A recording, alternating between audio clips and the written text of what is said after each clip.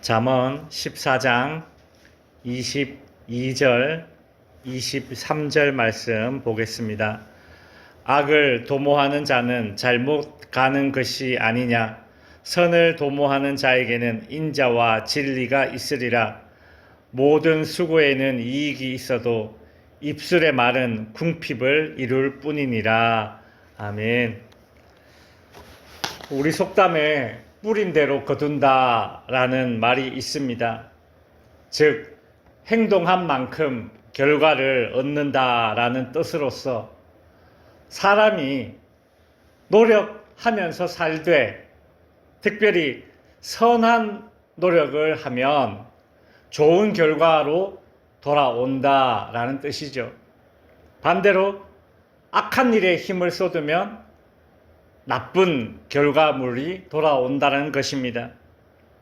오늘 본문 22절에서는 지혜로운 자가 지녀야 할 태도, 성실함에 관한 교훈을 하면서 특별히 우리의 성실함, 우리의 열심이 선한 성실함, 선한 열심이어야 한다는 것을 알려주고 있습니다. 22절 보시면 악을 도모하는 자는 잘못 가는 것이 아니냐. 선을 도모하는 자에게는 인자와 진리가 있으리라. 여기 도모한다라는 말은 우리는 흔히 도모한다라는 말, 어떤 계획을 세우고 마음으로 품는다 이런 의미가 있지만 이게 원어적으로는 뿌린다. 예를 들어서 씨를 뿌린다와 같이 그런 뿌린다의 의미를 가지고 있습니다. 즉 어떤 사람은 악을 뿌리고 어떤 사람은 선을 뿌립니다. 무엇을 뿌리든 뿌린다는 그 행위 자체는 결과물을 가져다 줍니다. 문제는 사람이 뿌린다라는 그 자체에 함몰되어서는 안 됩니다. 뿌리는 것, 즉 성실하고 열심을 내는 것은 좋은 것이지만 선한 성실함이어야 되고 선한 열심이어야지만, 즉 선을 뿌려야 좋은 결과를 얻게 됩니다. 바울이 회심하기 전에 바울이 지녔던 열심을 한번 생각해 보십시오. 교회를 핍박하는 일에 그가 얼마나 열심이었습니까? 우리의 열심은 항상 말씀으로 검증되어야 하는 것입니다.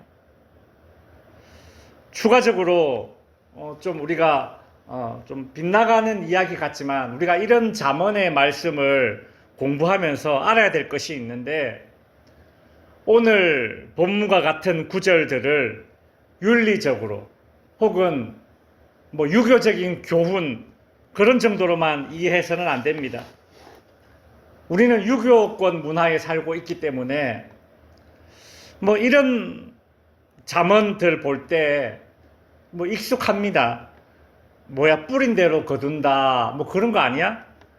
유교적인 교훈이네 이런 생각이 들 수 있습니다. 우리가 잠언을 읽으면서 알아야 되는 사실이 두 가지가 있는데, 첫 번째는 무엇인가 하면 이런 유교적인 교훈, 그 외에 하나님께서 이 세상을 섭리하시는 일반 은총의 영역이 있습니다. 예를 들어서 양심, 보편적인 상식, 그다음 세상의 어떤 법, 이런 것들을 통해서 하나님이 세상을 이렇게 움직이시거든요. 이거 일반 은총입니다. 그러나 이런 일반 은총에 가지고 안 되죠. 그래서 특별 은총이 있는 것 아닙니까? 특별 은총이란 우리 인간들에게 구원을 가져다 줄 수 있는 것이죠. 하나님의 말씀과 예수 그리스도의 그 십자가 은혜 아닙니까? 이거 유교적인 교훈과 똑같네. 이렇게 접근하실 것이 아니라, 하나님께서 이런 일반적인 은총을 통해서도 세상을 섭리하시는구나. 그렇게 인정하면 되는 것이죠. 특별히 22절 말씀 후반절에 보시면 이런 잠언 말씀들이 일반적인 은총과 영역에 어떤 비슷한 말씀으로 그렇게 인지가 되지만, 그러나 22절 말씀을 보면 이 잠언 말씀 속에 하나님의 어떤 특별 은총의 영역이 이렇게 조금씩 이렇게 내포되어져 있음을 우리가 발견해야 됩니다. 22절에 보면 선을 뿌리는 자에게는 인자와 진리가 있으리라. 인자와 진리, 인자가 헤세드, 그 다음에 진리가 에메트. 하나님의 인자와 하나님의 진리가 만나는 곳이 어디입니까? 예수 그리스도의 십자가 아닙니까? 그죠? 우리 23절은 지혜로운 자의 태도 중 하나인 성실함에 관해서 교훈을 하면서 특별히 행함으로 실행되는 성실함, 실천하는 열심을 강조합니다. 23절 보시면 모든 수고에는 이익이 있어도, 이것도 하나님의 일반 은총이에요. 입술의 말은 궁핍을 이룰 뿐이니라. 모든 수고에는 이익이 있습니다. 이것은 하나님께서 세상을 창조하신 하나님께서 이 세상 가운데 작동되도록 해놓으신 일반 은총이죠. 수고에는 이익이 있다. 그렇기 때문에 하나님은 인간들에게 성실함을 요구하실 수 있는 겁니다. 모든 수고에 이익이 있도록 하나님께서 그렇게 작동되도록 이 세상을 창조해 놓으셨기 때문에 하나님은 인간들에게 성실함을 요구하실 수도 있고, 하나님은 인간들의 게으름을 책망할 명분도 있습니다. 모든 수고에는 이익, 즉 열매가 있기 때문에 성실하고 열심을 내야 하는데, 어떤 사람은 입으로만 일하는 사람이 있습니다. 여럿이 이렇게 공동 작업을 하다 보면 입으로 일하는 사람 따로 있고 몸으로 일하는 사람 따로 있더군요. 입만 놀리는 사람이 되어서는 안 됩니다. 마태복음 21장에 보면 예수님께서 한 비유를 드십니다. 어떤 아버지에게 두 아들이 있었습니다.